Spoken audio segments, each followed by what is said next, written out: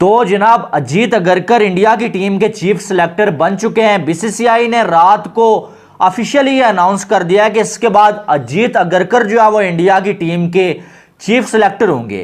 अजीत अगरकर जो है वो अब इंडिया के चीफ सिलेक्टर बन चुके हैं, जो कि अब जितनी भी इंडिया की सीरीज आएंगी टीम की सिलेक्शन वो किया करेंगे। पाकिस्तानी चीफ सिलेक्टर को कितनी सैलरी दी जाती है, जमीन आसमान का फर्क आ जाएगा। मतलब इतनी सैलरी तो बाबर आजम की नहीं है जितनी अजीत अगरकर की है। जो भी इंडिया का चीफ सिलेक्टर होता था उसकी जो सैलरी होती थी वो सालाना जो है वो 1 करोड़ रुपीस होती थी, लेकिन अब इसको बढ़ा के 3 करोड़ रुपीस यानी कि 1 से सीधा 3 पर ले गए हैं। और यही वजह है कि अजीत अगरकर मान गए। और पाकिस्तान के चीफ सिलेक्टर को जो है वो अगर मैं आपको बताऊं सालाना तो वो 20 लाख रुपया दिया जाता है। एक साइड पे आप कर लो अजीत अगरकर को जिसको दिए जाते हैं सालाना, अगर मैं बात बताऊं तो 3 करोड़।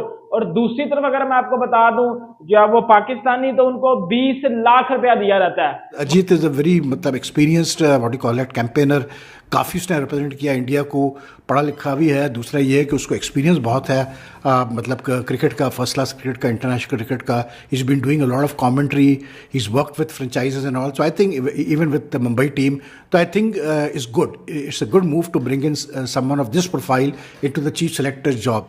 जय हिंद दोस्तों। भाई अजीत अगरकर जो कि नए चीफ सेलेक्टर हुए हैं बीसीसीआई में टीम इंडिया के लिए, ठीक है यार, बहुत एक्सपीरियंस बंदे हैं, बट यार उनकी सैलरी जो मुद्दे में बनी हुई है, हाईलाइट बनी पड़ी है पूरी दुनिया में, क्योंकि यार उनकी सैलरी 1 करोड़ रुपए पर ईयर, ठीक है, 1 करोड़ रुपए पर ईयर सिर्फ चीफ सेलेक्टर की बात कर रहे हैं, जो कि शायद जितनी एक साल में टूर होते हैं उनके लिए सिर्फ बंदों को नाम देना है, ठीक है, उसके लिए 1 करोड़ रुपए पाकिस्तानी में 3.5 करोड़ रुपए। यार मजाक नहीं होती इतनी सैलरी, ठीक है। इसको सुनने के बाद पूरी दुनिया में हड़कंप मची हुई है, और साथ ही साथ भिखारिस्तान मीडिया में तो मचनी थी, क्योंकि यार कटोरा लेके भीख मांगते हैं, जहाँ इतनी बड़ी अमाउंट सुनते हैं तो फिर उनके हाथ पाँव फूलने लगते हैं। भाई मैं बताऊँ इतना तो नजम सेट्टी और जो इनके नए चेयरमैन है इसकी आधी सैलरी भी नहीं है उनकी, यहाँ चीफ सेलेक्टर की इतनी सैलरी। और भाई बात कर ले अगर बीसीसीआई के सेक्रेटरी की, जो कि जैसा है, तो उनकी सैलरी ऑफिशियल तौर पे उनकी सैलरी पर एनम की 5 करोड़ है, ठीक है। ये औकात, ठीक है, जमीन आसमान का अंतर है। और भाई मतलब यार सच बताऊं तो ये हाईलाइट बना हुआ भाईजान। बात पता क्या आ जाती है, पहले जो है वो 1 करोड़ दिया जाता था जो है वो इंडियन चीफ सिलेक्टर्स को, मतलब सालाना 1 करोड़ रुपया दिया जाता था, ठीक है। उसके बाद फिर जो है वो जब सहवाग से बात की गई तो उन्होंने बोला 1 करोड़ तो भाईजान थोड़ा है। अजीत अगरकर को भी पहले 1 करोड़ की ही ऑफर की गई थी, क्योंकि बात वो आ जाती है ना कि जब आप लोग इंडियन टीम में आ जाती हो या उसके चीफ सिलेक्टर बन जाओ, हेड कोच बन जाओ, तो फिर आप किसी अदर जगह कमेंट्री या आईपीएल के साथ कहीं भी लिंक नहीं कर सकते, ठीक है।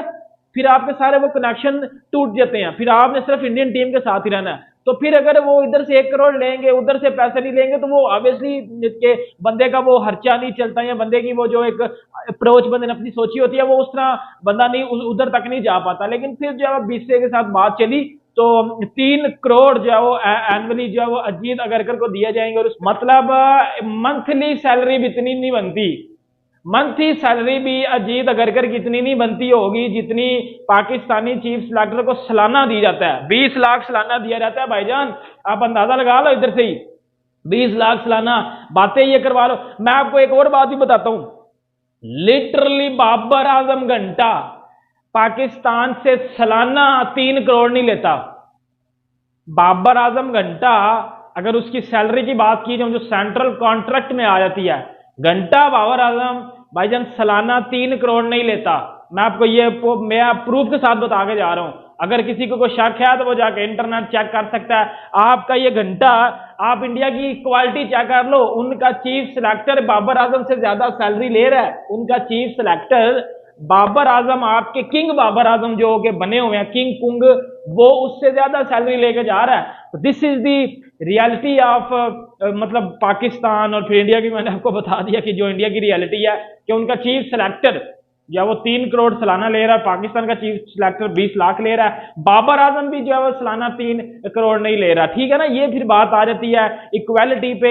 आप देखें बात वो आ जाती है ना, इंडिया इस रात को अब इंडिया की जो सैफ चैंपियनशिप इंडिया की टीम जीती है 9 टाइम्स, 9वीं मरतबा वो जीती है। हम तो देखते रह गए पाकिस्तान वाले, ये हो क्या गया। ये इसमें जेलसी की बात नहीं मैं कर रहा, लेकिन जेलसी मुझे नहीं होती। आपको पता है कि मेरी एक आदत है कि मैं जो है वो सच्ची जो बात करके जाता हूं। बात ये आ जाती है कि हमने सीखना है अब, लेकिन हम सीख नहीं रहे। हमने सीखना है लेकिन हम सीख नहीं रहे भाईजान। कब हम लोग सीखेंगे? हमारे अभी तक फटे चल रहे हैं। कबड्डी इंडिया के साथ हमारा मैच था, हम हार जाते हैं। फुटबॉल इंडिया के साथ मैच, अब हम इस सैफ चैंपियनशिप में एक मैच भी नहीं जीते और India through out the tournament out class गया और एंड पे फाइनल जीता और चैंपियन बन के घर। हमने एक मैच भी नहीं जीता और हमने किसी एक मैच में ऐसी परफॉर्मेंस भी नहीं दी कि जो हम लड़ के हारे हों। हम बढ़ के हार ही गए हैं, दिलों से भी हार गए हैं और वैसे भी हम लोग हार गए हैं। तो ये वाली यकियां करने से बेहतर नहीं है कि आप जो है वो देखिए, इंडियन टीम इन्वेस्ट करती है और इन्वेस्ट वही करता है, सॉरी इंडिया इन्वेस्ट करता है अपनी टीम के ऊपर और इन्वेस्ट वही करता है जिसके पास पैसे होते हैं। अब ये बात नहीं है कि पीसीबी के पास बिल्कुल ही पैसे नहीं है। हाँ, बहुत ज्यादा तो नहीं है लेकिन कुछ तो होंगे ही ना। लेकिन ये डरते हैं इन्वेस्ट करने से, चवल हैं ये लोग, इन्वेस्ट भी नहीं करते। ये लोग सारे इन्वेस्ट भी नहीं करते, लिख के दे रहा हूं, ये लोग इन्वेस्ट भी नहीं करते। इनको पता नहीं अंदर से कौन सा कीड़ा इनको कहता है कि सारे इन्वेस्ट नहीं करना। हमारी football, hockey, kabaddi, cricket, everything पीछे जा रहा है, इंडिया से बहुत पीछे जा रहा है। वर्ल्ड क्रिकेट में आप बात कर लो, पीछे जा रहा है। कबड्डी में हमारा मैच हुआ इंडिया के साथ, हम हार गए। एशिया कप हॉकी हुई, हम हार गए। फुटबॉल हुआ, हम हार गए। क्रिकेट में तो हम हारते ही आ रहे हैं। क्रिकेट में तो हम जीते कब? मुझे वर्ल्ड कप को मैच दिखा दो जिसमें आप एक जीते हो, वो वाला 2021 वाला। उसके बाद मुझे 50 ओवरों का या T20 में वर्ल्ड कप बता दो आप, इंडिया को कब आपने हराया। बकवास करने से बेहतर है कि अपनी परफॉर्मेंस पे फोकस किया जाए। आप ये देख लो कि इंडिया, ये मेरा तो टॉपिक चीफ सिलेक्टर का था। इधर मैं क्यों आया हूं? इधर मैं इस वजह से आया हूं कि इंडिया अपने हर एक बंदे पे इन्वेस्ट करता है। चीफ सिलेक्टर को 3 करोड़ दिया ना उन्होंने, 1 करोड़ था डायरेक्ट सैलरी, 3 करोड़ पे गई। क्यों गई?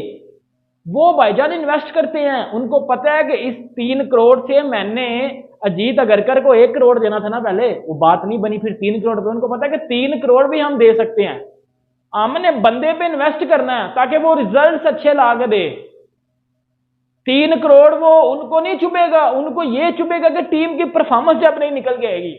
हम पैसे सेव करते हैं सर। हम अपने चीफ सिलेक्टर को 20 लाख दे रहे हैं और 20 लाख में वो मेहनत नहीं करेगा। वो बोलेगा यार ठीक है 20 लाख दे रहे हैं, मैंने कोई डोमेस्टिक में जाके क्रिकेटर देखने के वो किस तरह की परफॉर्मेंस दे रहे हैं, मैंने कोई जी स्टैट चेक करने, पर्ची जो आएगी ये मैं लिख दूंगा जी, ये बंदा भी सिलेक्ट हो गया तो ये भी सिलेक्ट हो गया। जब पैसे नहीं मिलेंगे तो फिर पर्चियां सिलेक्ट होंगी, जब पैसे मिलेंगे तो फिर भाईजान मेरिट पे सिलेक्शन की जाएगी। अब इंडियन टीम की वैसे भी सिलेक्शन मेरिट पे ही होती है। 2 से 3 बोर्ड ऐसे हैं जो सिलेक्शन मेरिट पे करते हैं, जिसमें इंग्लैंड, ऑस्ट्रेलिया और इंडिया, ये 3 बोर्ड हैं जिसमें सिलेक्शन मेरिट पे होती है।